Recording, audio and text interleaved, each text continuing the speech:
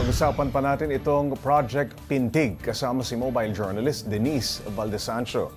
Denise, napakabata ng mga nakapag-develop nitong software na ito. Grade 11 students pa lang yung mga developer ng Project Pintig. Una sa lahat, bakit AI at paano nila natutunan ito? Pops J, originally, kasi nung high school, junior high school pa nila nasimulan itong Pintig na research nila. Hindi dapat AI ang scope ng research nila.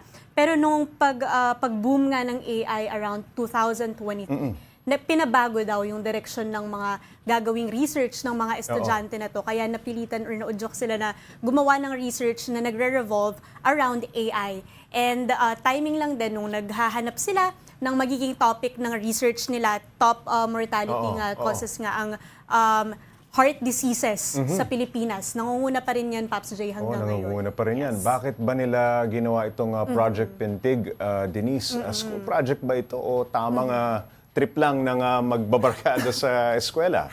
Pops J, ang maganda sa batch or sa grupo na ito, no?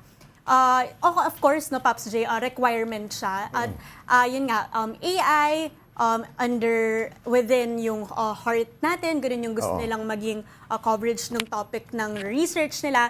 But then, naging passion project na lang siya all throughout. Dapat, Pops J, nung junior high school, hanggang dun lang tong research na to. Ngayon, grade 11 na sila, senior high school. Gusto raw nila, Pops J, na napalawigin pa yung project. At yun, natuloy-tuloy nila, mas naging accurate, mas gumanda yung software hanggang sa ito nag-boom na talaga siya. Ako, tuloy-tuloy na siguro yan. Denise, yes, Pops J. Ano yung mga naging challenges sa pag-develop ng mga estudyante nitong AI software?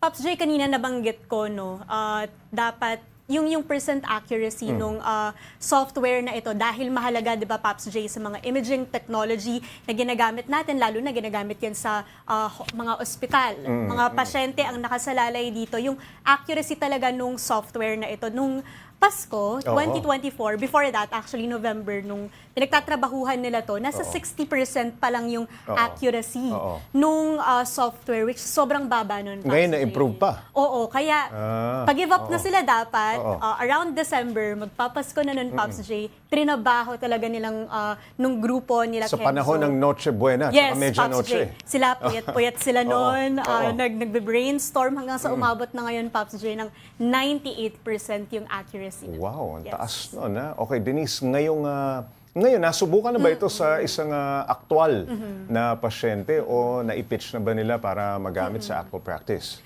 Pops J, yung mga ginagamit nila ngayong samples, no, from different patients. Merong mga healthy, merong syempre yung mga patients na meron talagang cardiovascular diseases, yung may mga plaque or bara talaga sa puso.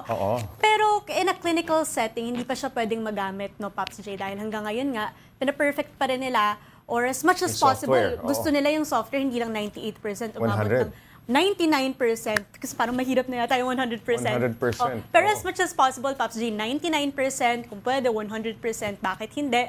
At yung habang ginagawa nila to, no, nagbe-benchmark sila sa iba't ibang institutions, sa iba't ibang mga ospital, at talagang kumakausap sila ng mga medical professionals, mga doktor na open, tanggap silang mga estudyante sa pag-revolutionize ng AI technology sa Pilipinas. Denise, may pinaplano ba silang sunod na i-develop gamit din ang AI?